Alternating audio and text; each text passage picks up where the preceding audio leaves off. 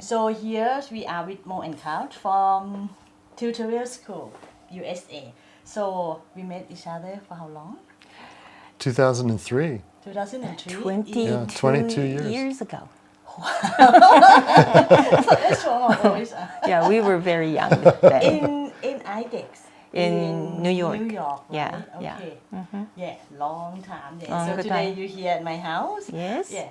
And as like maybe not everybody know that in Thailand it's gonna have IDEX 2026.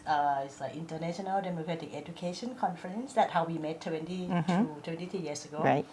So in 2 years it's gonna happen in Thailand. Yeah. But today we want exciting. to talk about, and why I want to have IDEC is because I want to bring democratic education that I know around the world come to Thailand. So this is a chance to have you to talk about what is democratic education and why. Okay. So if you can. Yeah, it's very hard to define democratic education because there's so many different types. Every school is a little bit different. But I think in general, a democratic education has two main parts. One is that the student has some control over their education, and the other is that the students govern themselves. There's a self-governing of the school. Those are the two main parts of democratic education. How about you? So aiming to be self-directed is what he's saying, that, instead of a teacher telling you this is the time for math, this is time for this, they determine what their needs are, and they look inside and self-direct themselves to what they need and what they want to learn. So that's one of the It things. sounds amazing, right? It sounds like wow. Did that happen? So why the education that exists mostly in the world is not like this? It sounds like a dream, right? And why there's such democratic education have to happen?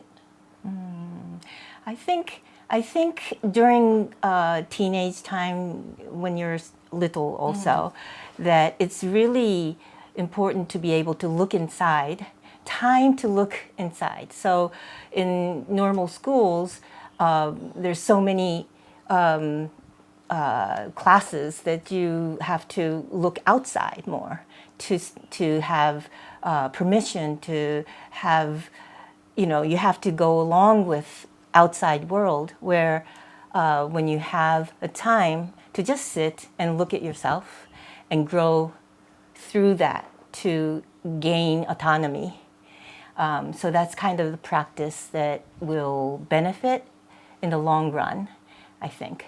And like for you more, why you think democratic education is need to happen? Well, I think if people can go inside, figure out who they are and what they want in their lives, and that they have the power to create what they want for their lives, then they can create the kind of world they want to live in. Learn how to learn together, to share power, to be able to work together. That's kind of something that we need to learn in this time of How to solve problems Yeah. when there's a conflict without using violence. Right. So listen to people that maybe not heard about this idea before. It's just like, wow, seem like amazing, right? If we have this kind of education, maybe the world is gonna be in peace. It's like a dreams. So why is like we need to have this democratic education? How it happened? I How don't it understand. start? How it start? Oh. How did democratic education start? Well, there's we don't really know, but there is a school that started in 1921 called Summerhill School in England, and that's the school that's still running that we know about. So that's the first school we know about, is England in 1921. And then in 1968, some people in Massachusetts in the U.S. created Sudbury Valley School. And then slowly it grew from there. And now there's lots of schools all over the world. And at some point, I think 4 countries got together to create like a meeting. And that's the seed of the International Democratic School, which was The education conference. Education conference. Sorry, from Russia, from Israel, from England, and from Japan. I think those are the countries that came together in the 90s, right? 1992, 1992. I think. Sometime in the early 90s, these people from different schools came together and decided to. Oh, and from the U.S. too, because Jerry right. was Jerry there. was so from U.S. also. So 5 countries came together. What's And 5 countries again? Japan, Israel, Russia, England, and U.S. Yeah. And so that's the seed of what we see now as International Democratic Conference. That's how it began in that department. But the Democratic School, like free school, started in England with Summerhill, and then 68 was it in Sudbury Valley School in U.S. Those are the oldest schools like this. Okay. Yeah, do we talk about history and why now, and then it's come to like why how you involved in democratic school, and you have one school, like your own school, called tutorial school also. Can you tell us about that? Yeah, when I joined the tutorial school, it was not a democratic school. It was similar, but there was a curriculum, and the way the school, there was one person who was in charge of the school, and then 2 years later, we decided to become a democratic school, and we did that by creating a school government, and also by making the curriculum optional. That was 1992. Yeah, that was 1992. And why you think that it need to be changed in the tutorial school at that time when you came in? Well, because we learned about Sudbury Valley School, and we learned about the way they were doing it, and they were getting kids into college. So that was always the concern. How can our students go to college if they don't have the transcript with the grades and everything? And then we found out that Sudbury Valley School was doing it, and so we said, okay, we'll do things similar to Sudbury Valley, but we changed things just a little bit from their model. So what changed that you make like a kind of the normal school to democratic school, make tutorial to democratic school? Can you say that what aspect that you do? So you have school governor, and then what else? School government. And we make the curriculum optional. And like what does it mean? Can you? That means that the students can decide what they want to learn. Before, we had a curriculum where, you have to do math, you have to do English, and all these things. They were working on their own at their own pace, and they didn't have to work every day, but they still followed the curriculum. Whereas now we said, okay, you can decide what you want to learn. You can follow the curriculum if you want, or you can learn whatever you're interested in. So they have the curriculum also based on this. Yeah. Because what I found out is like, for Thai, I mean for me, I also in democratic school, in free school also in US, and when I got all those freedom as like you can do anything. I'm overwhelming. It's like what to do with the freedom. Suddenly, you just give me everything. You can choose who you be your teacher, what you're gonna learn. Like it take 2 months for me to figure it out. So But this seems like they're optional that you can do this. Yeah. What you have, or you can create a new. But it does take time. Yeah. Yeah, because freedom takes practice. yeah, and in the end, you become more powerful inside. And we decide together in consensus. We have meetings, and the students will run the meeting, and we decide things by consensus. So some people would say, I would like this kind of class. I would like to have like say Japanese class, who would like to join me in the class? And then we decide and we create a Japanese committee class, you know. So we can decide on the people who wants to take the classes. So it's based, all the classes that we create are based on kids' wants. It's like they have to want to be there. Otherwise, when you don't want to be and you're in class, you don't learn. So it's, you know, it's based on people who wants to be in class so they can focus and not disrupt the whole class. We will do a meeting at the workshop so people who come to the workshop can experience what it is to be in one of our meetings. Yeah, that would be good. And what I remember about your school, I think 20 years ago, is like you said the kid can decide how many days a week they will learn. Right. They decided you only have 4 days a week. Well, the whole school decided how many days there will be school, but the kids still decide every day. They decide if they want to go that day or not. That's where the students decide. But it was actually the teachers decided we wanted 4 days, and then the students didn't want to change it. Okay. Yeah. Okay. And another thing is like the kid also have a right to also involve in how to select the teacher. Yes. Oh, they have the final say on hiring and firing. Hiring and firing. Yeah. Yes, the So- students have the power. There's a process of hiring teacher that New teacher. new teachers. Or how about you and We Every year. every year, so they will decide, okay, they will hire the you last or firing you also. last day of the school year they have a last meeting, and then they And we leave. we leave the room, and And we they, leave so they can talk about us. they evaluate the teachers. They write in their minutes what people say about each teachers, and we were able to pass them all these years. Every year. But it's important that the teachers leave the room so that they will not be shy about talking about us.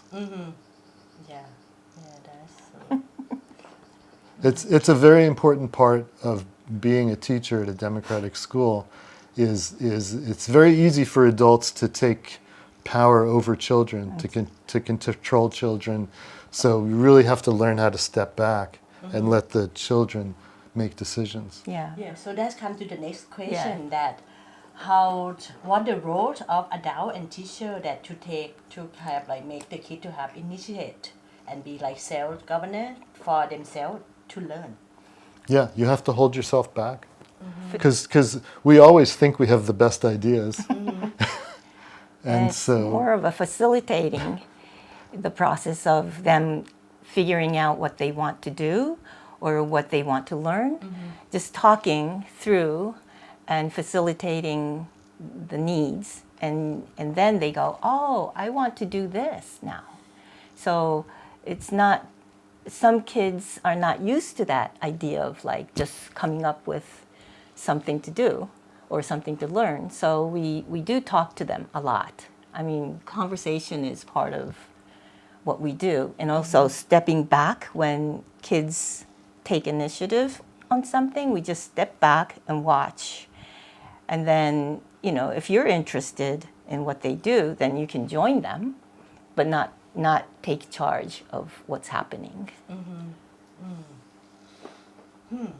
So what is the hard part of doing that? Keeping your hands down like this. yeah. Actually, let go of your power. As Yes, a yes, leader, that's- as you Well, know. well, let's say we're in a meeting, and the students are coming up with ideas, and you think, oh, that's not a good idea. Then you have to make a choice. Am I going to say something and say, well, maybe this is a better idea, or should I just stop and let them try it and see that it doesn't work? You know, and so every time you have to make that decision for yourself, and usually you base it on whether there will be harm done, you know.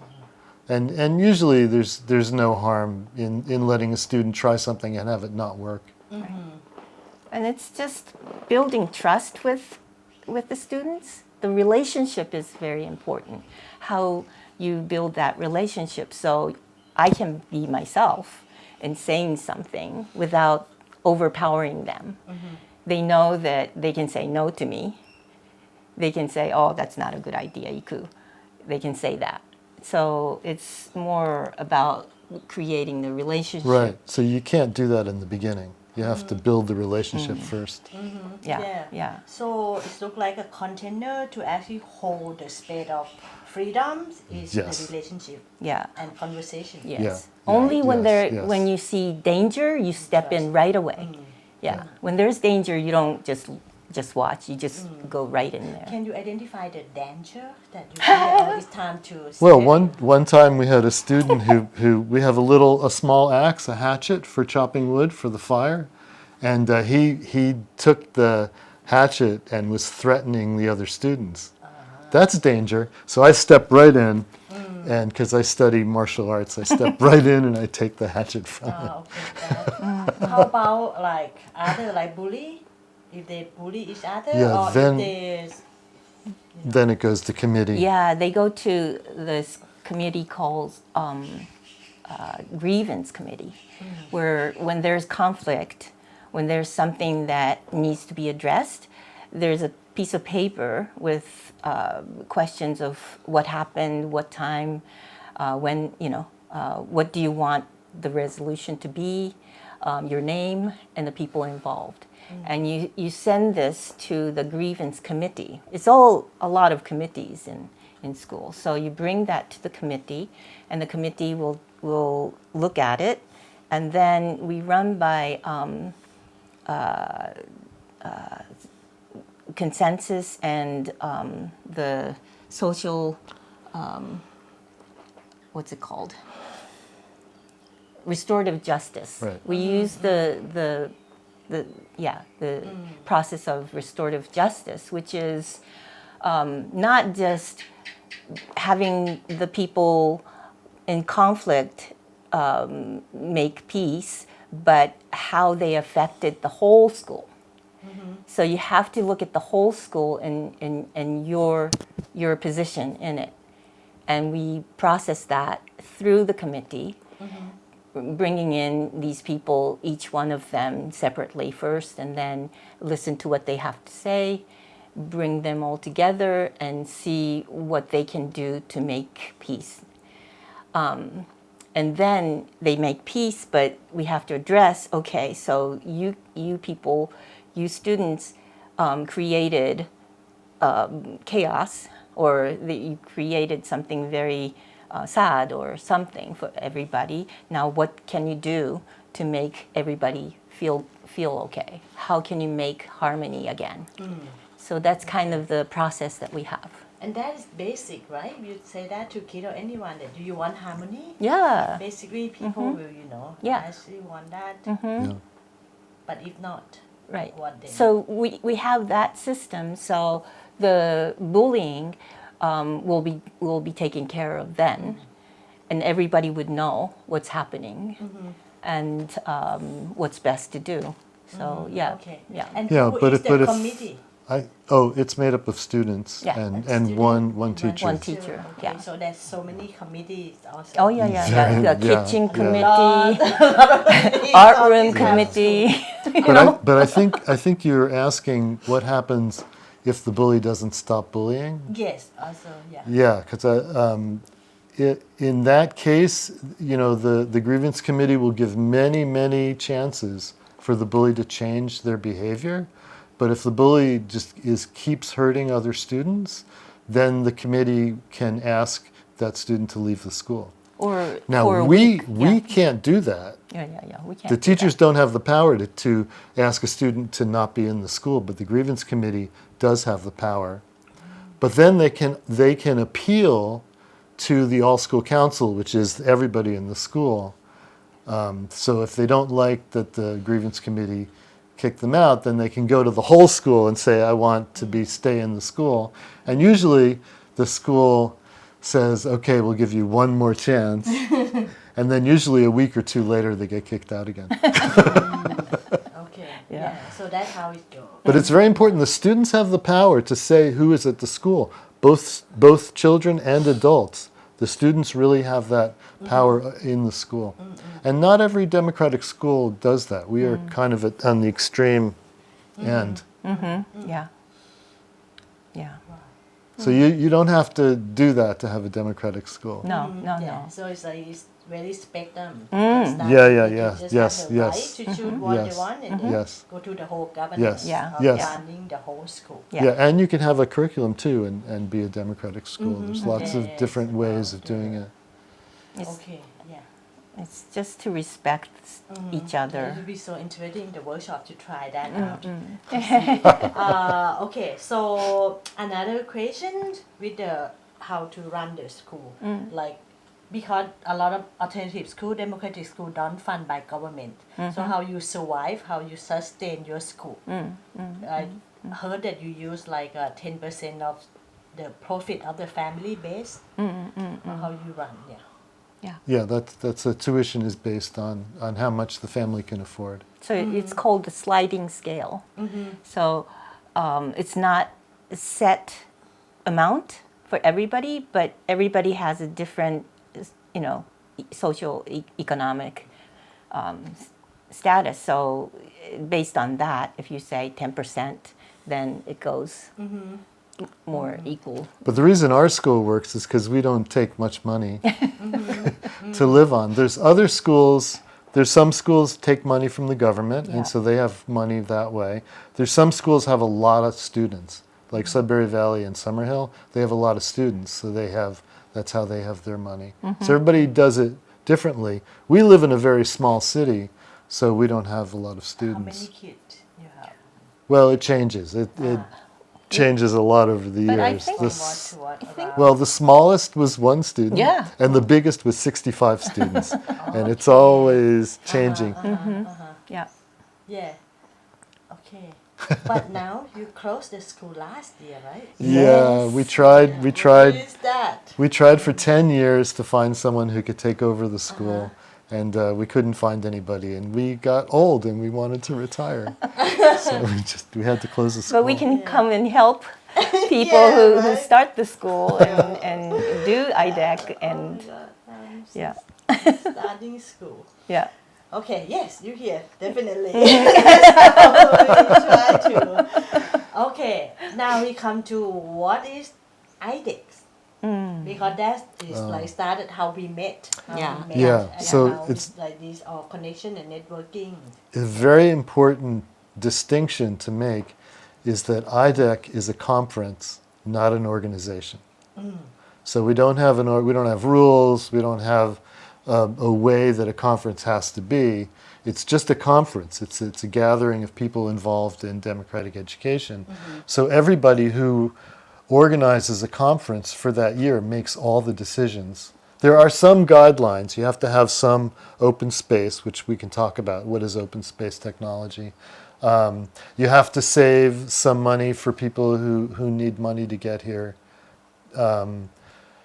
And what else? You have to be attending the Go to the conference the year before. year before. Yeah.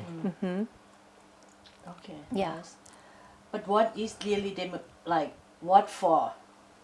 IDEC is like what for? And it's been happening. What the magic of IDEC also because it's been happening all over the world. Right, right. For Yeah. how many years? 30? Well, since now? 1992, 92. so 30. 33 years. 33 It's years. it's so that people who work in democratic schools can meet each other and talk to each other and share ideas with each other about how they run their school because everybody runs their school different. And sometimes, but often we have the same problems, and so it's nice to share. How did you solve that problem? Another thing that you said to me in IDEC in Taiwan that is like a place that you come and you don't have to explain yourself. Yeah. Right? to do explain about What is democratic? Yeah, we don't have to explain democratic education every single time. everybody Everybody. practice. Yeah, yeah, yeah. That's yeah. important also to have that kind of community. So what is the magic of IDEC? Because you The- been in the- magic. Oh. What is the magic? Well, you feel really empowered, and you go back to your school with that feeling of, okay, there's so many, schools around the world doing the same thing that we are doing, and you feel good. Like for us, You're not strange. yeah, You're it's not not. alone. You're not alone, so you're not strange. Yeah. So that's one of the things that happens to everybody, is that they feel good when they go back to their own school and carry on. I think part of the magic is that everybody who works in a democratic school works on respecting the student and not trying to control the student. And so when we all get together, we're all people who respect each other, and so we become very relaxed with each other, and It becomes a community of kind people. kind people. Yeah. Yeah. Yeah. Yeah, and it's And another thing that you said really important, what I saw also so important, is the open space in the conference. Okay. Yeah. So the people who organize the conference, they will have some speakers that they figure out beforehand, either from their country or from a different country to come to the conference. But also there'll be time that's not figured out before the conference. And so people can come, anybody can come to the conference with an idea of a workshop or a talk they want to give, and then there's a big board with the different locations, the different rooms, and the different times, and you can post what you want to do at that time. And so the whole schedule for the conference is created after the people show up. Yeah, usually some is figured out beforehand by the organizing committee, and then some is figured out when the people get there. Yeah, that's like hundreds of workshops. Usually, Hundreds of workshops. So Yeah. we stand in front of this Yeah. big schedule, and you say, "Oh, that looks interesting. Oh, that looks interesting," and then you decide to go there. Yeah, but also I think there's a time also that I'm like, there's a lot of workshop, Right. but also a lot of interesting people that I didn't meet. So maybe I'm not gonna go to those open workshops. I'm Right, just gonna right. sit and hang out Yes, with someone. yes. I don't see you yet. Can we talk? Yes, yes, I do yes, that a yes, lot yes. also. Yeah. Yeah, can Yeah. we have a coffee Yeah. together and then we It's talk. good to and a have lot that of, that space to meet and talk. yeah. Yeah, it's because very important. keep passing each other and like we need to talk. Yeah, we keep yeah. passing each other for like 10 times already. Yeah, yeah. Yeah, I like that also because there's such thing of conference here, a meeting that we went with agenda. We need to do this done, get this done. We have to move this, we have to do that, but it's not such a conference or meeting that to have people relate Yeah, to each other, and it's happened not 2 or 3 days, but it's like It's good. 7 days, Yeah. 10 days, Right, you know, right. that to have really the time to actually be and be with people Yeah. Yeah. and share with people. Yeah. And create community. Yeah, and create Yeah. communities. It's like a village. So it's good to have coffee, tea, corner. So you can have Beer. yeah, and you can pick up drinks and talk with each other. Yeah. Yeah, for me, the IDEC that I joined, I joined the IDEC in New York, right? 2020. Three. 2003. 3. Yeah. Yes. This is years ago. And then another time in Australia. Right, and then after that, another like almost 20 years. I'm not joined until last year. I joined IDEC in Taiwan, 2024. Yes. And and then suddenly I found it was like so much magic, and then come back. Okay, volunteer to have the IDEC in Thailand. It's a good thing. It's a 2026, because I'm just really wondering like why it keep happening. From those 20 years ago, it's still going around, and these are same people and new people. And I see also the young people that I see when they were really kids nowadays. all grown up. Grown up and organized one. Yeah. And like, why not doing one here? Yeah. And almost, maybe only a few people that know about it in Thailand. That's why I think maybe it's just time something bring me to do it. Okay. Very Yeah, good. so, as last question, what do you think that if we have spread out much more democratic education in the world, what will change the world? People will learn to get along with each other better. That's the biggest change. Yeah. And people, because they learn about themselves, they learn about other people in that way and be caring to other people. So we'll bring, kids to be kind and caring people. So, Yeah. yeah, and For happy. me, yeah. For me, I think the word that you said about autonomy is like self-governor. Yeah. Because I experienced one also in the Patina school that I studied. It's like when you really get the freedoms, then you really have to take it and Yeah. then really actually make it happen for you. Yeah. Because I'm like, you get all the freedom to create your own curriculums, to choose who is to be your teacher, how you learn it, how to actually asset yourself. I'm like, this is all I want. Yeah. This is like all I dream. Then I have Yeah. to really take initiate and really go for it. Yeah. Yeah. So thank you. Oh, to you're be welcome. here. Yes. Yeah. And we will Okay. do a lot together on this Saturday. Yeah. We will have the workshop of how to actually like have democratic school, why democratic school, what is IDEC here in Thailand, and I'm hopefully to have more modules of like alternative democratic education in Thailand before 2026. So if any network interesting, then also I will go to invite